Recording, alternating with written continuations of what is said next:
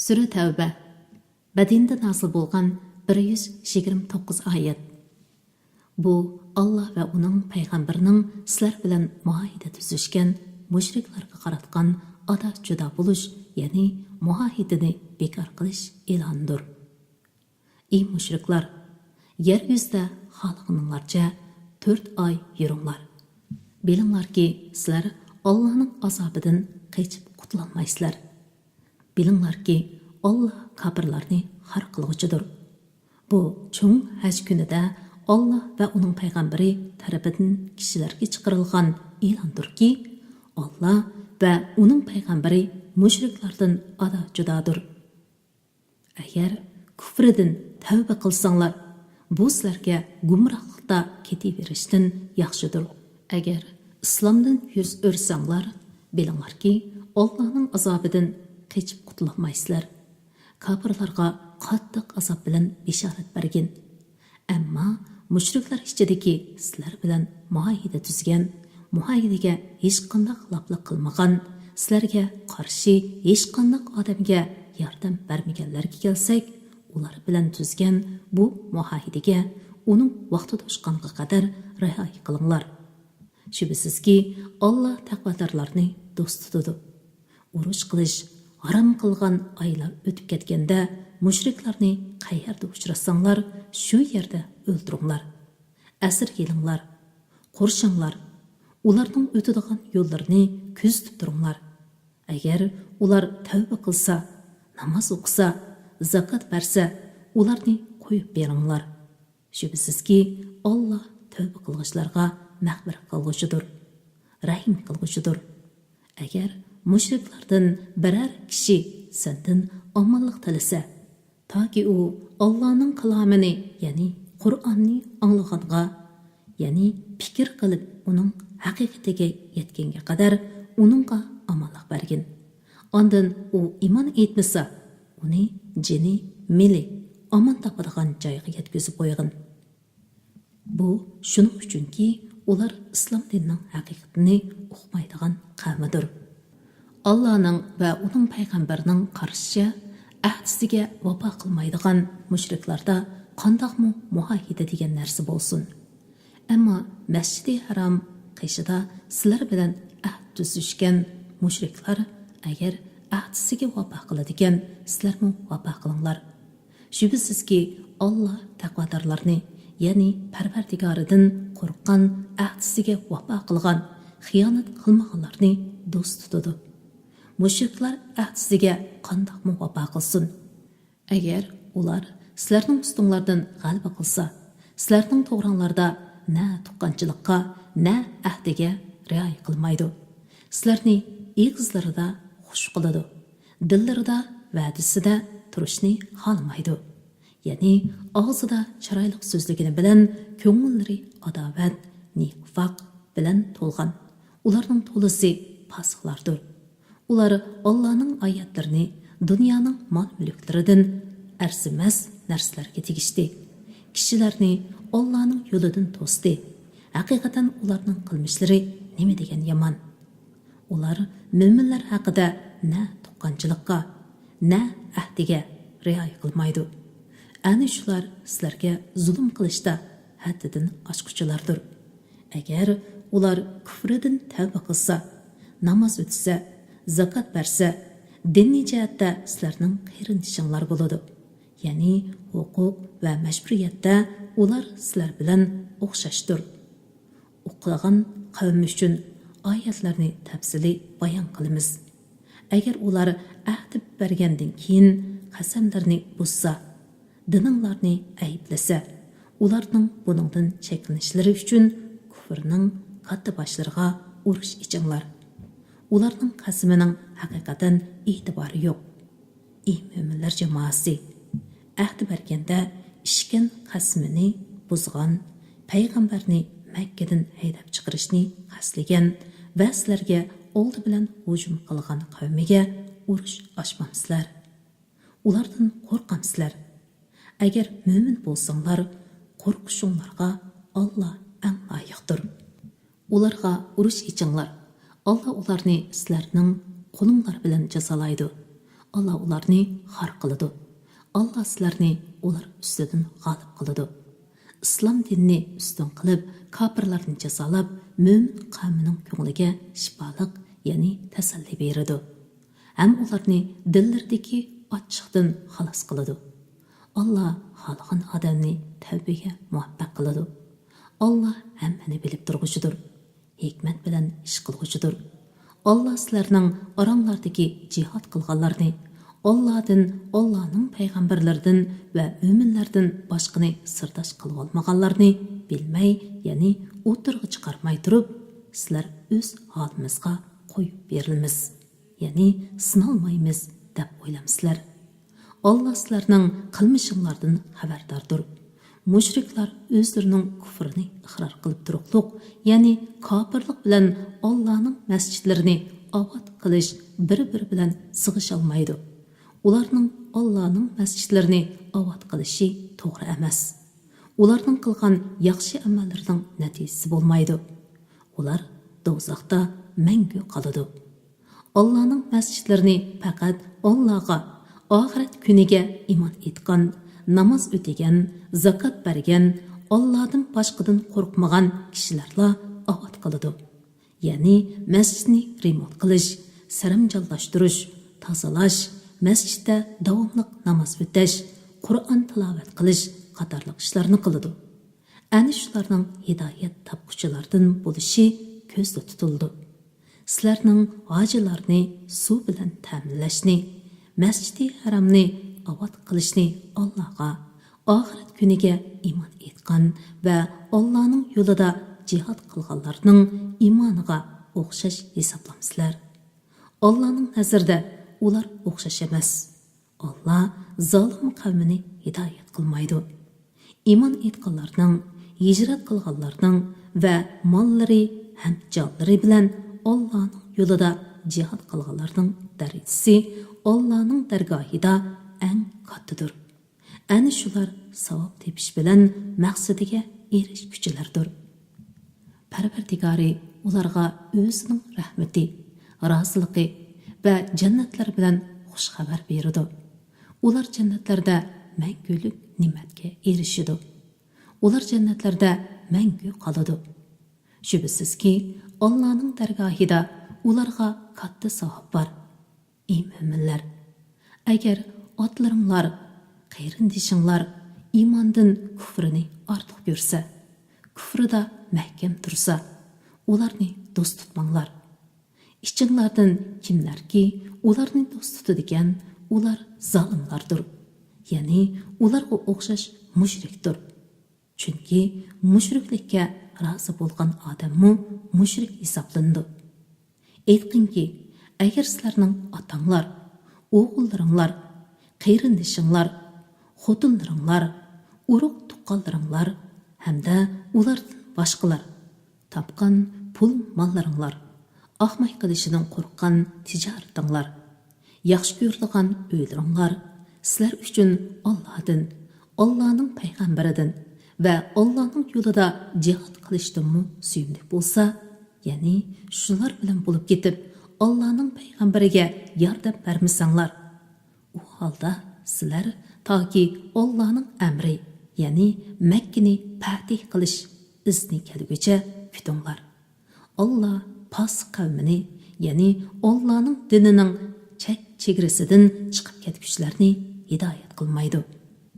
Allah sizlarga nurg'un jang maydonlarida va Hunayn kunida, ya'ni jingida haqiqatan yordam berdi.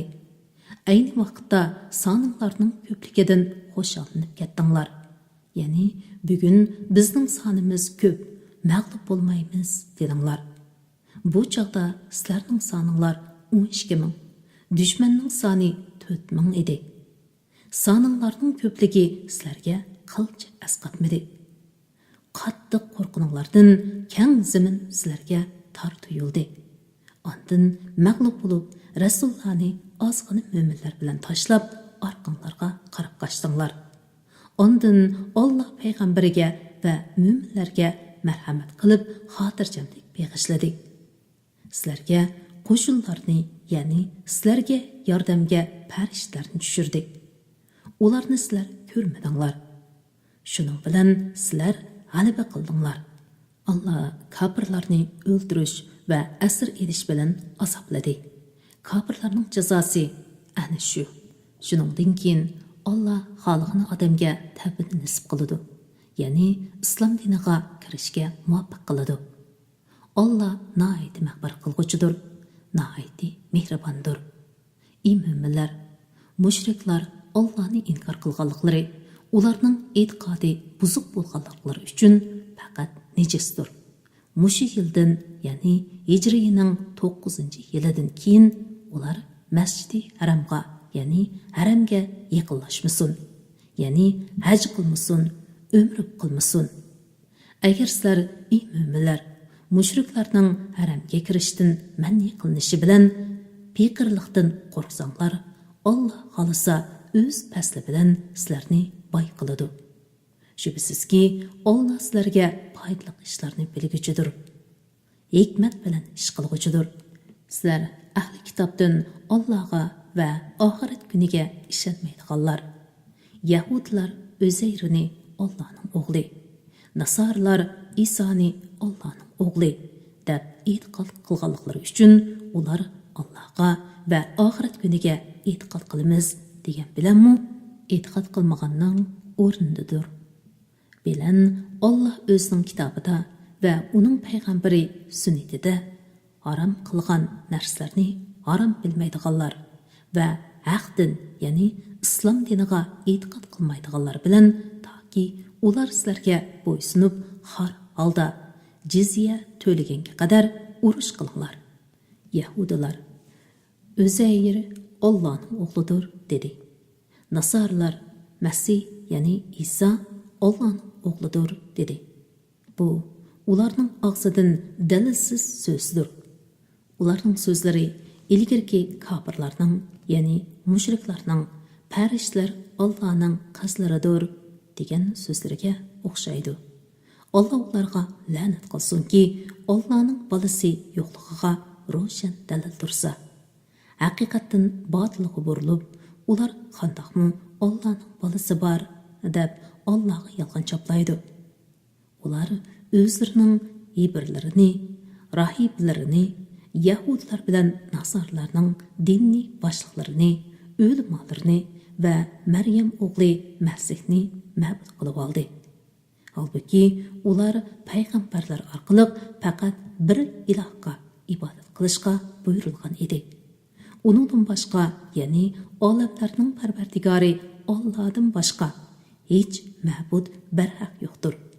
Allah ularning sherik keltirganliklaridan pokdir.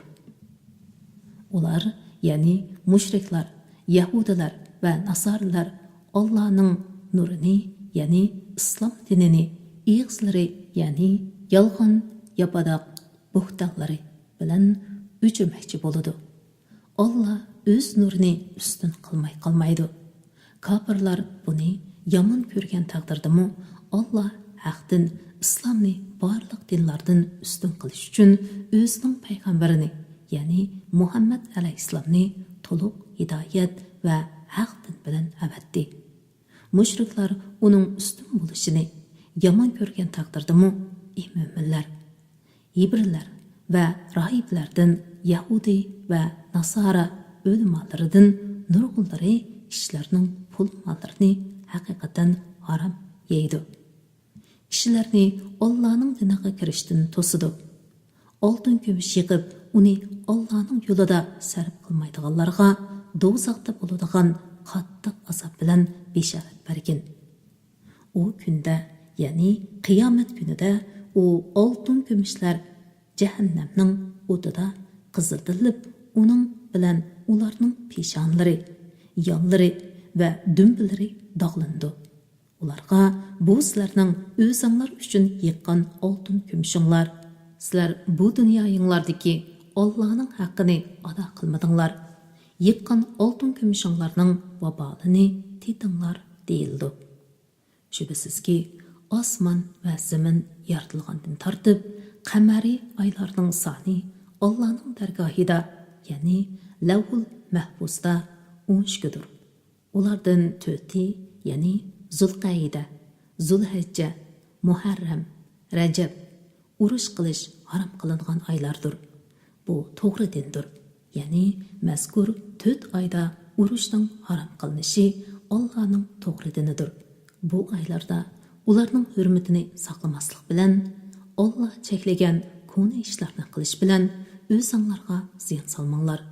Mushriklar sizlarga birlikda hujum qilgandek, sizlarmi ularga qarshi birlikda urush qilinglar. Bilinglarki, Alloh taqvodorlar bilan birgadir. Ya'ni Allohning amrini bajo keltirish, man qilgan ishlardan cheklanish bilan Allohdan qo'rqishlarga, Allohning yordam beradiganligiga ishonchida bo'linglar. Oyni orqaga surish, ya'ni urush harom qilingan oyni boshqa bir oyga o'zgartib, yilning 12 oyini 13 oyga ko'paytirish kufrni ziyoda qilishdir. Buning bilan kofirlar ozdirildi. Ular Alloh harom qilingan oylarning soniga muvofiqlashish uchun uni bir yil halol qilsa, ikkinchi yili harom qiladi. Shuning bilan ular Alloh harom qilgan oyni halol qiladi. Ularga o'zlarining yomon amallari chiroyli ko'rsatildi. Alloh kofir qavmini hidoyat qilmaydi. Ey mu'minlar, sizlarga Allohning yo'lida jihad qilishga chiqinglar deyilsa, nemishqa yurtinglardan ayrilganlar kelmaydi? Dunyo hayotini oxiratdagi baxt bilan tegishga rozi bo'linglarmi? Dunyo hayotidan bahramon bo'lish oxiratning ne'matlari bilan solishtirganda arzimas narsadir. Agar sizlar jihadga chiqmasanglar, Alloh sizlarga qattiq azob qiladi. Sizlarni halok qilib, o'rninglarga sizlardan boshqa qavmini keltirdi. Sizlar Allohga qilchi ziyon yetkazolmaysizlar. Alloh har narsaga qodirdir. Agar sizlar Allohning payg'ambariga yordam qilmasanglar, Alloh yordam qiladi.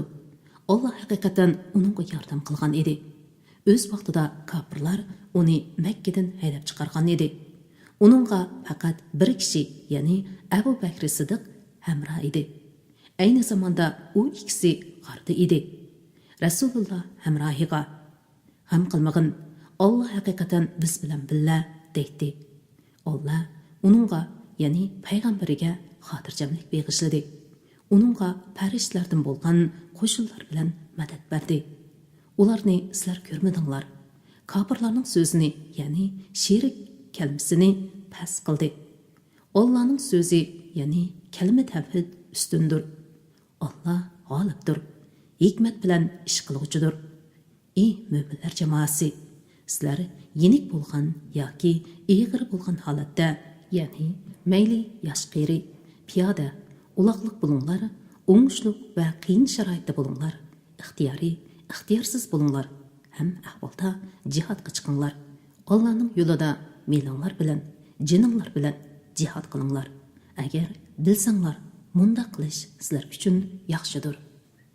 Agar ularning da'vat qilganini oson qo'lga keladigan g'animat va yiroq emas o'tirhol safar bo'ladigan bo'lsa, ular cho'qim sana agishib g'animat erish maqsadida chiqatdi.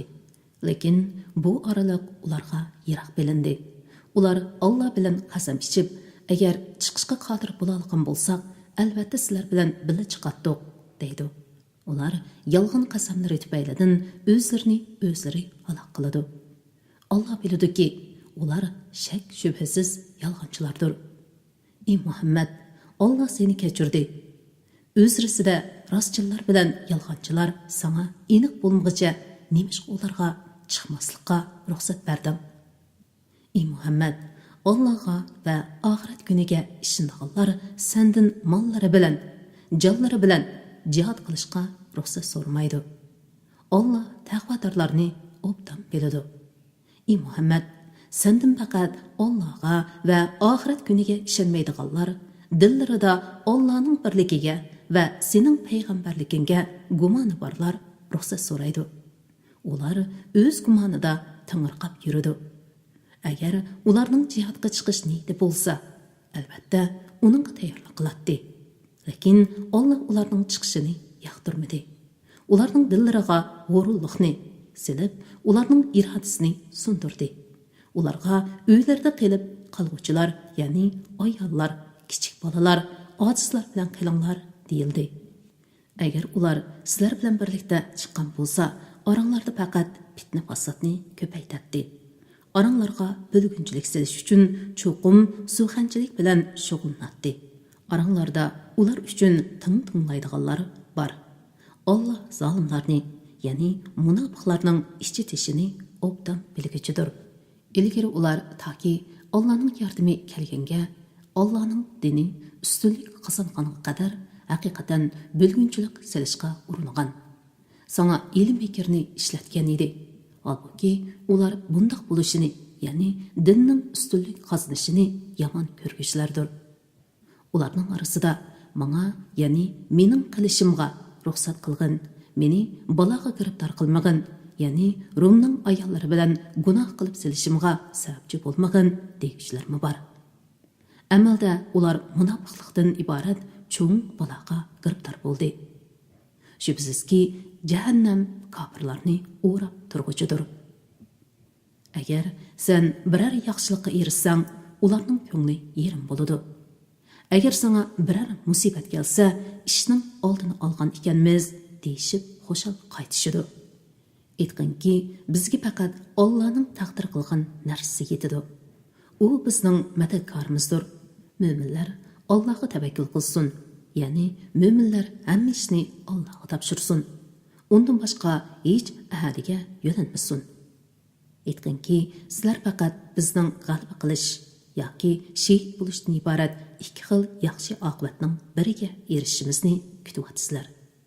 Bizmi Allohning sizlarga o'z dargohidan azob tushirishini yoki bizning qo'limiz orqali sizlarni jazolashini kutyapmiz. Sizlarmi o'zinglarga kelganni kutinglar, bizmi albatta o'zimizga kelganni kutaylik. Aytqinki, ey munofiqlar jamoasi, sizlar ixtiyoriy yoki majburiy yo'sinda qanchalik pul mol sarf qilsanglarmi hargiz qabul qilinmaydi. Chunki sizlar Allohning itoatidan chiqqan qavm bo'ldinglar. Ularning bergan nafiqlari shuning uchun qabul bo'lmaydiki, ular Allohni va Allohning payg'ambarini inkor qiladi. Namozni xushyoqmaslik bilan o'qiydi. Pul milini rozilik bilan bermaydi. Ularning mol mulki va avlodi seni ajablantirmasin. Allah ularni bu dunyoda shu narsalar bilan azoblashni va ularning kafir beti jon uzishini iroda qiladi. Ular biz cho'qim sizlar, ya'ni sizlarga o'xshash musulmonlardan deb Alloh bilan qasam ichidi. Ular sizlardan emas, lekin ular ziyon zahmatga uchrashdan qo'rqib, og'zida musulmon bo'lgan qo'rqinchoq qavmidir. Agar ular biror qurg'an yoki g'or va yoki gamini topsa edi, ular shu tarafga qarab albatta yugurishgan bo'ladi. Ey Muhammad, ularning ba'zisi sening sadiqa va g'animatlarni taqsim qilishingni ayblaydi. Ularga uningdan berilsa xush bo'lishidi, berilmasa xafa bo'lishidi. Agar ular Allohning va Allohning payg'ambarlarining ularga berganiga rozi bo'lsa va Alloh bizga kifoya qiladi, Alloh va uning payg'ambarlari bizga o'z faslidan ato qiladi. Biz haqiqatan Allohdan Allohning faslini, ihsonini o'tinib so'rg'uvchilarmiz desa, albatta ular uchun yaxshi bo'ladi. Zakot faqat bekorlarga, miskinlarga, zakot xodimlariga, dillarini islomga mayil qilish ko'z tutilganlarga, qo'llarni ozod qilishga, qarzorlarga, Allohning yo'liga, ibn sabillarga berildi. Bu Allohning belgilamasidir. Allah bandlarning manfaatini obdan bilguchidir. Hikmat bilan ish qilguchidir. Ularning ba'zilari payg'ambarga so'zi va harakati orqali aziyat yetkazadi va payg'ambarni anglagan narsaning hammasiga ishindi deydi.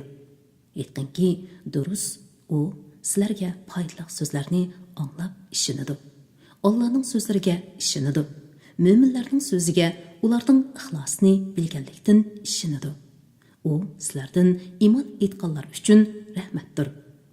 Allohning payg'ambariga aziyat yetkazdiganlar qattiq azobga duchor bo'ladi. Ular sizlarni rozi qilish uchun payg'ambarga tegadigan gapni qilmadi deb Alloh bilan qasam qiladi. Agar ular rostli mo'min bo'ladigan bo'lsa, Allohni va uning payg'ambarini rozi qilishlari kerak edi. Bu munofiqlar Allohga va uning payg'ambariga kimki qarshilik ko'rsatgan, uning do'zaxga kirdiganligini, do'zaxda mangu qoldiganligini bilmabdi. Ana shu cho'ng rasvolikdir. Munofiqlar o'zlari to'g'risida biror surin hosil bo'lib, ularning dillaridagini, ya'ni nifoqni mo'minlarga xabar berishdan qo'rqidi. Aytqinki, sizlar Allohning dinini xalqinglarcha masxara qilinglar. Sizlar pash bo'lishdan qo'rqadigan narsani, ya'ni munofiqlikni Alloh chuqum oshkor qiladi. Ey Muhammad, agar sen ularning masxara qilganligini so'rsang, ular biz rostdan emas, faqat ish pushiga qilib o'ynashib deb qo'ydik deydi. Bu munofiqlarga sizlar Allohning dinini, Allohning oyatlarini, ya'ni kitobni va Allohning payg'ambarini masxara qildinglarmi degan. Sizlar yolg'on qasam ichib o'zri aytmanglar. Sizlar iymon etganinglardan keyin payg'ambarni masxara qilish bilan kofir bo'ldinglar. Sizlardan bir guruhni rost tavba qilganliklari uchun afv qilsak, yana bir guruhni gunohkor bo'lganliklari, ya'ni munofiqlik bilan gunohni davomlashtirganliklari uchun jazolaymiz. Munofiq erlar bilan munofiq ayollar munofiqlikda va iymondan yiroq bo'lishda bir-biriga o'xshaydi. Ular yomonlikqa buyuruydi, yaxshilikdan to'sidi. Ular qo'llarini yumib oladi, ya'ni bexillik qilib sadaqa bermaydi. Ular Allohni unutdi, ya'ni Allohning toatini tark etdi. Allohmu ularni unutdi, ya'ni Alloh ularni o'zining fazlidan va rahmatidan mahrum qildi. Shubhisizki, munofiqlar fasiqlardir. Alloh munofiq erlarga, munofiq ayollar va kuffarlarga do'zaxni va'da qildi. Ular do'zaxda mangu qoladi. Do'zax ularni azoblashga yetarlikdir. Alloh ularga la'nat qildi. Ular mangulik azobga duchor bo'ladi. Ey munofiqlar, sizlarning holinglar sizlardan burun o'tgan halok bo'lgan ummatlarning holiga o'xshaydi. Ular kuch-quvvatda sizlardan kuchlik, mol-mulki va avlodi sizlarninkiga qaraganda ko'p edi. Sizlardan burun o'tganlar dunyoning lazzatlari jihatdagi nisibasidan bahramon bo'lgandek, sizlarmi dunyoning lazzatlari jihatdagi nisibanglardan bahramon bo'ldinglar. Ular botilga cho'mgandek, sizlarmi botilga cho'mdinglar. Ana shularning yaxshi amallari dunyo va oxiratda e'tiborsizdir. Ana shular ziyon topquchilardir. Ularga ulardan burun o'tganlarning Nuh, Ad va Samud qavmlarining, Ibrohim qavmining, Madyan aholisining, ko'mtirib etilgan qishloqlarning, ya'ni Lut alayhissalom qavmi qishloqlarining xabarlari kelmadimi? Ularga payg'ambarlari mo'jizlar elib keldi. Bu mo'jizlarni ular inkor qildi. Alloh ularga zulm qilgani yo'q. Lekin ular kafir bo'lish va gunoh qilish bilan o'zlariga o'zlari zulm qildi. Mo'min erlar, mo'min ayollar bir-biri bilan do'stdir. Ular kishilarni yaxshi ishlarni qilishga buyuruydi. Yomon ishlardan to'sidi. Namozni to'liq ado qiladi. Zakat beradi. Allohga va Allohning payg'ambariga itoat qiladi. Ana shularga Alloh rahim qiladi. Alloh haqiqatan g'olibdir. Hikmat bilan ish qiluvchidir. Alloh mo'min erlar bilan mo'min ayollarga ostidan o'slanlar eqib turadigan jannatlarni va'da qildi. Ular jannatlarda mangu qoladi. Hamisha turadigan jannatlarda go'zal joylarni va'da qildi. Ular erishadigan Allohning roziligi jannat ne'matlarining hammasidan kattadir. Bu cho'ng baxtdir. Ey payg'ambar, kofirlarga va munofiqlarga qarshi jihad qilgan. Ularga qarshi g'azab qilish va qo'rqinch silish bilan qattiq muomala qilgan. Ularning joyi jahannamdir. U nima degan yomon joy. Ular, ya'ni munofiqlar hech nima demaganligi to'g'risida Allah bilan qasam qiladi. Ular haqiqatan kufr so'zini aytdi. Islom diniga kirganligini ifodalagandan keyin kafir bo'ldi. Ular ishqa oshmaydigan ishni ishqa oshirishga urindi. Ya'ni payg'ambar alayhissalomni o'ldirishni qasladi. Ularning payg'ambar alayhissalomni yomon ko'rishi faqat Allohning va uning payg'ambarlarining ularni o'z faslidan boy qilganligi uchundir. Agar ular munofiqlikdan tavba qilsa, o'zlariga yaxshidir. Agar ular iymondan davomli yuz o'rsa, Alloh ularni dunyo va oxiratda qattiq azob bilan jazolaydi. Yer yuzida ularni azobdan qutuldiradigan biror do'st va biror madadkor tepilmaydi. Ularning ichidagi ba'zilar, agar Alloh bizga o'z fasldan ato qilsa, ya'ni rizqimizni keng qilsa, albatta sadaqa beradiq, albatta yaxshilardan bo'ladiq deb Allohga ahd qildi. Alloh ularga o'z fasldan ato qilgan, ya'ni boy qilgan chaqda beg'illik qilishdi, ya'ni ahdini buzib Allohga va Allohning payg'ambariga itoat qilishdan yuz o'rishdi. Ular sadaqa qilamiz, yaxshilardan bo'lamiz deb Alloh bergan ahdisiga xiloflik qilganliklari, iymonini, ihsonini da'vo qilishdiki, yolg'onchiliklar uchun Allohga muloqot bo'ladigan kun, ya'ni qiyomat kuniga qadar munofiqlikning dillarida yildiz tortib turishini Alloh ularning ishini oqibati qildi. Allohning ularning ishki sirlarini, o'zra qilishgan yushirin so'zlarini bilib turganligini, butun g'ayblarni cho'nqur bildiganligini ular uqmamdi. Munofiqlar mo'minlarning ichidagi mardlik bilan ko'p sadaqa qilguvchilarni taqatining yetishicha, ya'ni kambag'al bo'lganlikdan oz sadaqa qilguvchilarni ayblaydi. Ularni masxara qiladi. Alloh ularni masxara qilganliklari uchun jazolaydi. Ular qattiq azobga duchor bo'ladi. Ey Muhammad, ular, ya'ni munofiqlar uchun mayli mag'firat talab qil, mayli mag'firat talab qilma, baribir o'xshash. Ular uchun 70 qatim mag'firat talab qilsangmi, Alloh hargiz ularni mag'firat qilmaydi. Chunki ular Allohni va Allohning payg'ambarini inkor qildi. Alloh fosiq qavmini hidoyat qilmaydi. Rasulullohga xiloflik qilib, Tabuk g'azotida chiqmay qilib qolganlar, ya'ni munofiqlar uylarida bexaramon o'ltirganliklari bilan xo'shal bo'lishdi.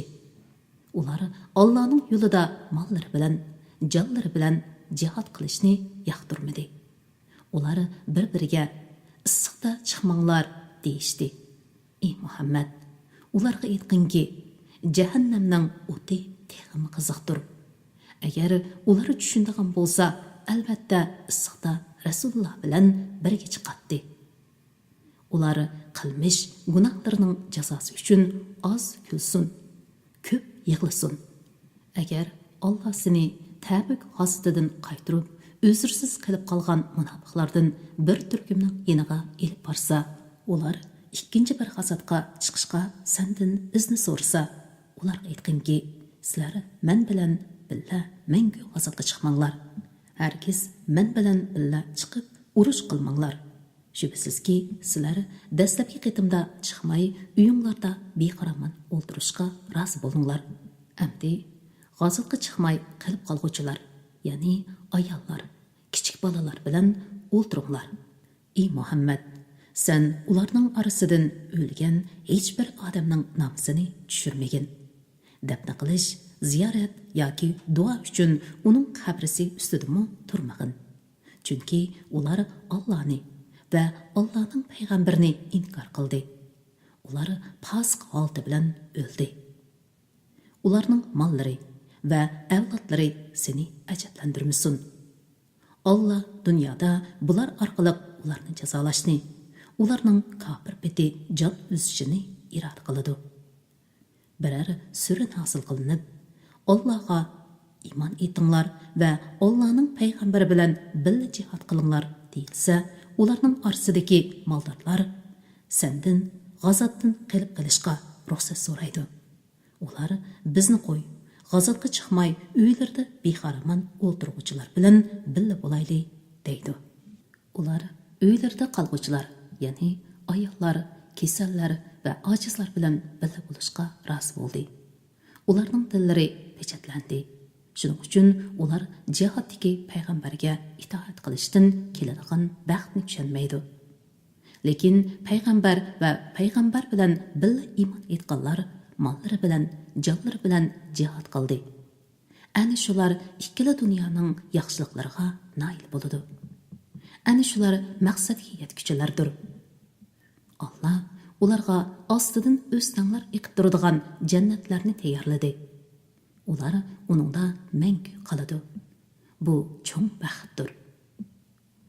Ay Rabbillardan o'zra bayon qiluvchilar jihadga chiqmaslikqa ruxsat so'rab keldi. Iymonni da'vo qilib, Allohga va uning payg'ambariga yolg'onchilik qilganlar jihadga chiqmadi. Ya'ni ay Rabbillardan yana bir turkumi jihadga chiqmadi. O'zra bayon qilibmi kelmadi. Ulardan kafir bo'lganlar qattiq azobga duchor bo'ladi. Ojizlar, ya'ni yashangan boylar, kasallar, jihadga chiqishga xarajat topolmaganlar Allohga va Allohning payg'ambariga sodiq bo'lsalar, jihadga chiqmasa gunoh bo'lmaydi. Yaxshi ish qiluvchilarni ayblashga yo'l yo'qdir. Alloh mag'firat qiluvchidir, nihoyatda mehribondir. Yana mundaq kishilarni ayblashga yo'l yo'qdirki, ular jihadga chiqish uchun sendan uloq so'rab kelganda, ularga sen mening sizlarni ta'minlaydigan uloqlarim yo'q dedim. Ular jihadga chiqishga sarf qiladigan narsa topolmaganliklari uchun g'amgin, ko'zlaridan yosh to'kkan holda qaytishdi. O'zlari boy turib jihadga chiqmaslikqa ruxsat so'raganlar ayblanishi kerak. Ular jihadga chiqmagan ayollar, kasallar, ojizlar bilan birga bo'lishga rozi bo'ldi. Alloh ularning dillarini pechatlavatdi. Shuning uchun ular Allohning amrini bilmaydi. Kitob o'qish munbiri avlodlar torbetidan